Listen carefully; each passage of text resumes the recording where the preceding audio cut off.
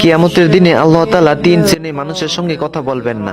রাসূল সাল্লাল্লাহু আলাইহি সাল্লাম আমাদেরকে এই তিন শ্রেণীর মানুষ সম্পর্কে ভয়াবহ সতর্কবার্তা দিয়েছেন। কিয়ামতের দিনে আল্লাহ তাআলা তাদের সঙ্গে কথা বলবেন না, তাদের দিকে তাকাবেন না এবং তাদের জন্য রয়েছে যন্ত্রণাদায়ক শাস্তি। নিজেকে খুব নরম ভাবে প্রশ্ন করুন, আমি কি অজান্তে এদের কারোর মধ্যে পড়ে যাচ্ছি? 1 নাম্বার, যে দান করে কিন্তু দানের কথা মনে করিয়ে দেয়। সে কিছু দান করলো অতঃপর বারবার বলে আমি তোমার জন্য এটা করেছি। এর মাধ্যমে অন্যকে ছোট করা হয় এবং অপমানিত অনুভব করায়। 2 নাম্বার, যে ব্যবসায় মিথ্যা বলে ও মিথ্যা কসম খায়। যে পণ্য বিক্রির সময় কুরআন ও আল্লাহর নামে শপথ করে মানুষকে প্রলুব্ধ করে কিন্তু ভিতরে ভিতরে তা প্রতারণা করে। 3 নাম্বার, যে অহংকার বশত কাপড় টাকনোর নিচে ঝুলিয়ে পড়ে। সে এটা করে নিজেকে বড় দেখানোর জন্য, অন্যদের চেয়ে শ্রেষ্ঠ প্রমাণ করার জন্য। এই হাদিসটি সহিহ মুসলিমে বর্ণিত হয়েছে। আল্লাহ তাআলা ওই ব্যক্তির চেহারা উজ্জ্বল করে দেন যে ব্যক্তি কোন হাদিস শুনে অথবা সেটা অন্যের মাঝে ছড়িয়ে দেয়।